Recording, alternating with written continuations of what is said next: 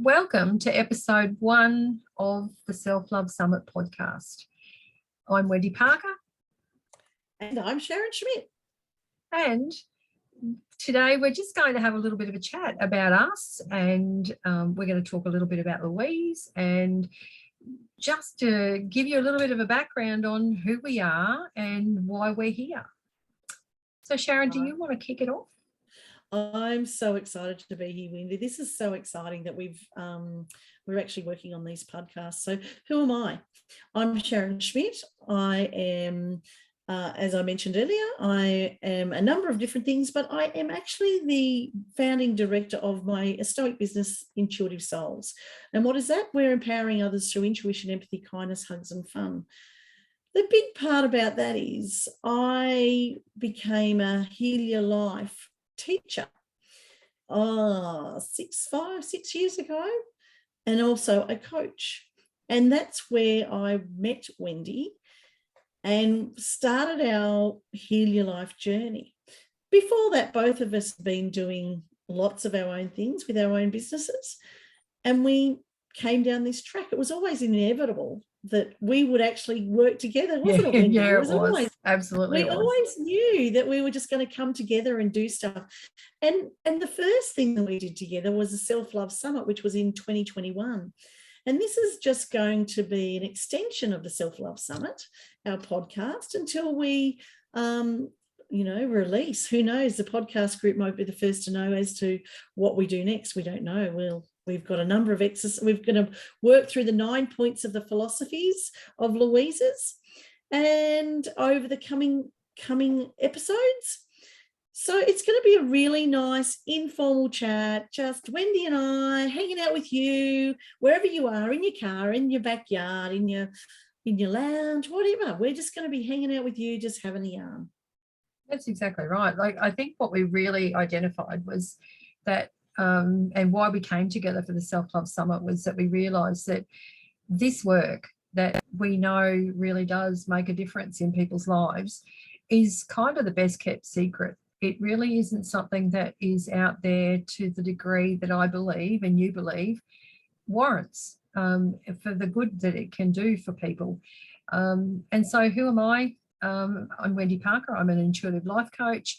I'm a Red Tent Women's Circle facilitator. I'm an angel intuitive. I have got lots of modalities, hands-on modalities and energetic work that I do.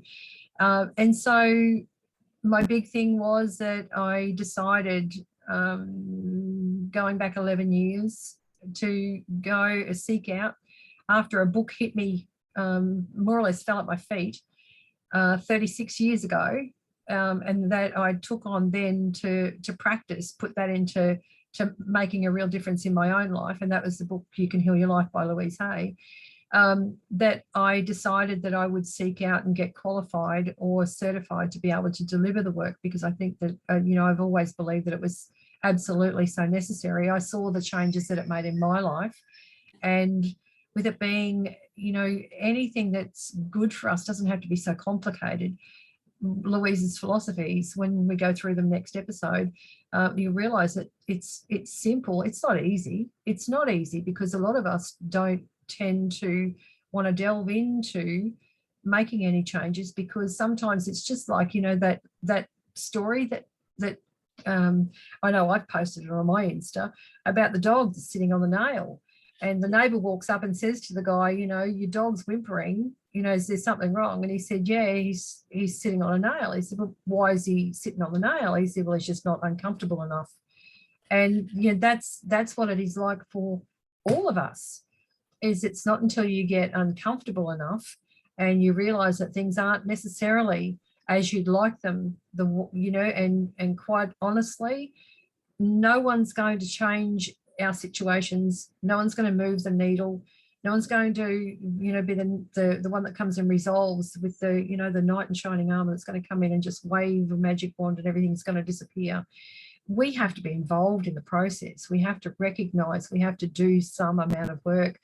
And a lot of this now is about coming to And once you have a look at the 9 philosophies and how simple it is, and you realize, okay, yeah, they are very pertinent to how life is, and this is what I can change, and having that as a framework, as a structure, as a starting point to be able to make the subtle changes that can really ripple out.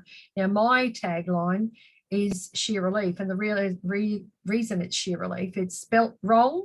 And I get so many people that get so caught up and send me direct messages to say, you've got a spelling mistake there, because my sheer is SHEAR, relief. And the reason was that it was, my husband set a world record with shearing in 1998. And it was a real testimony to him, because we used that, both of us wanted to make a difference. So that world record, he raised money and donated that to a couple of the largest charities here in Queensland. And but that's what we wanted to do, sheer relief, a positive ripple effect in the busyness of living. So we really wanted to make a difference. We wanted to be the pebble that created the ripple, that, and whether that be from the work that I do here to, maybe it's just a simple thing that I can introduce into someone when I'm working with them one-on-one. But it's about, I want to be the pebble. I want to see the ripples, because, when you make one change with any of these philosophies, you make one change and you see how that ripples out, not in just your own life, but in the lives of those around you. And that is the beauty, I think, of any, stepping into doing the inner work any day is a bloody bonus. Like, it really is something that we can be proactive in. But it's when we start to realize that, realize the benefits, but realize within ourselves that what we do in here can actually make a difference in the circles around us. And that is our immediate family, our extended family, our workplaces, our communities, our society in general. If every one of us, took a role of just doing a bit of inner work on a daily basis, how beautiful things would be. Oh, look, I just, that's so beautifully well said, Wendy. It really is. And that is why I think we connected so well. You do the work you do. I'm, as I said, a wellness coach and a medium, but I am like you. I also do energy work. I run workshops, retreats. I do a lot of that. So I'm working with a variety of people, mostly women. And from that, some of the saddest times you see is where people don't know how to love themselves, don't want to love themselves, or embarrassed to love themselves, thinking that it's not good enough, they're not good enough to love themselves. And just the joy they get when they have those breakthroughs of being able to look in the mirror for the first time, which is one of Louise's very famous activities that she gets you to do. And as coaches and facilitators, that's what we get you to do as well, whether you're being one-on-one or in a group. A mirror work is, I just tell everybody to do it all the time. It's just an incredible activity that can change how you feel about yourself, because you see yourself very differently for the very first time. And as Wendy talks about that pebble effect, it is just one little tiny thing that you need to do each day and change your thoughts. Change your thoughts. As Wayne Dyer said, change your thoughts, change your life. It's not exactly the way he said it, but it's very similar. And, Wayne is his work was incredible as well as Louise Hay's. And it's just changed my life. And that is why, like Wendy said, and I giggled to myself when I was thinking 6 years ago, and I'm thinking, hang on, Sharon, you're dope. I'm not a dope, really. But I actually speak. I know. But I actually I was given this book, the Heal Your Life book by Louise, a very long time ago. I think it was in the 80s or the 90s. I can't even remember. But I tell you what, I remember not really reading it until I was ready. And that's quite often what happens, is sometimes we as Wendy's fell off her shelf and she had no choice, mine was given to me by somebody, which meant I probably wasn't ready for it yet. But then when I was ready for it, I embraced it. And oh boy, did I get some significant benefits. So much so, and I became a totally different person, which is why I live and breathe this work. I honestly say I can walk in the shoes now of who I used to be and be a totally changed woman forever. Absolutely. I think, and that's what it is. It actually does transform you from the inside out. What you were saying before about the people that, they don't know how to love themselves, or they're a little bit reluctant to. Have a look at the society that we've been brought up in, where the tools, you were told if you loved yourself, she loves herself. Or, the tall poppy syndrome, don't get too big for your boots because we'll knock you down. And so that then becomes a belief, and it becomes a yardstick where people don't strive for something grander because of that being the conditioning that they've had. And so it's a little bit of an unraveling, really, and for the relearning. That's ultimately what we're looking for. Is we're looking to master the words we speak. We're looking at mastering or making the necessary changes of all that stuff that we've taken on. If we're really honest, we're all born written, with blank pages, and it's then the circles that start to write those. It's the parents, and whatever has happened, wherever they've come from. That's not to sit in any blame at all. It's just it's just a natural thing that happens. And then our siblings, and then our extended family, and then when we go to school, it's our teachers and our classmates, and then we get into work, and it's our bosses and our workmates that start to contribute to all of those pages being written. And some of it is absolute bullshit, and we have to undo the words, because remember, my yoga teacher has taught me one great saying is that harsh words are forever held in the ear of the listener.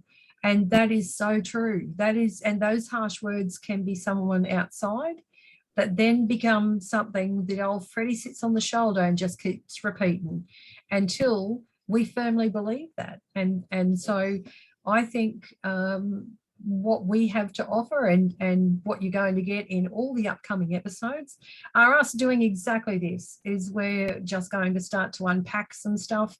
We're going to talk about our practical experiences. We're going to hopefully give you some gems that maybe you can put into action that may make the difference between what you do today and what's possible for you tomorrow. So you want to be listening to our next episode, because we're going to go through those 9 philosophies. Now, Louise was the founder of this.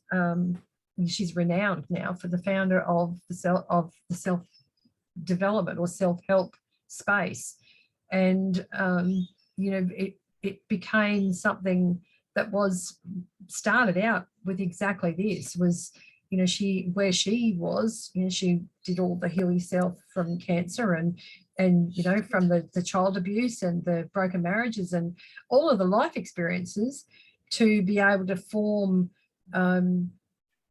what has become and adopted by so many. Like, you have a look at over the years, there's a lot of people that have tried to walk in her shoes, and they're very good at what they do. But we're going back to the originator, and so we're going to go through those philosophies and give you some tools and tricks. And over the subsequent episodes, we will talk about the Wayne Dyers and the Florence Chevelle Shin and all of the gems that I know I've picked up over the years, and I know that you have too, Sharon. Yep, absolutely. And look, it's gonna, we will have some laughter. We'll be sharing some, probably deep stories. Who knows where it'll take us? It'll be a bit like a rabbit hole. We're really open, and we just want to have a conversation. It's just like hanging out with your friends, just having a conversation and incorporating the beautiful philosophies that Louise has created for us all to take now. And I mean, she passed when she was in her 90s. Was she 90? Had she turned 90? She just turned 90. Yeah. And we're still living those. And I would like to think that my granddaughter will still live these beautiful philosophies in her era as well. They may be, as Wendy said, by somebody new, but they will be here with us. They're very basic, very simple, many of them. They're timeless. They are timeless. They absolutely are. They're timeless philosophies that can actually, if you live your life by them, I promise you, it will change your life forever. Well, it certainly did mine anyway. I guess I can't promise you that it'll change yours, because you've got to do the work. That's and that right. was like me. You have to do the work. And Wendy's done the work. And it's an ongoing journey as well. I really can't stress that enough. I can tell you now, anyone who says that they're there, this work doesn't stop until it's until it's box day. Yes. And anyone who tells you any different is a bloody liar. Yes, I totally agree. We're on this journey. And I keep telling clients of mine, Wendy, that this journey is about learning. It's about, don't try and rush to the end, because you're going to miss what you need to learn along the way. Absolutely. Absolutely. So on that note, we're going to wrap up today's episode. But you want to be sticking around, and you want to be there and the next one. Be there for episode 2, where we'll go deep into these 9 points of basic philosophy. So thanks, Sharon. Thanks, Wendy. I'm so excited to be out there wherever you are, and I look forward to seeing you in our next episode. See you soon. Bye.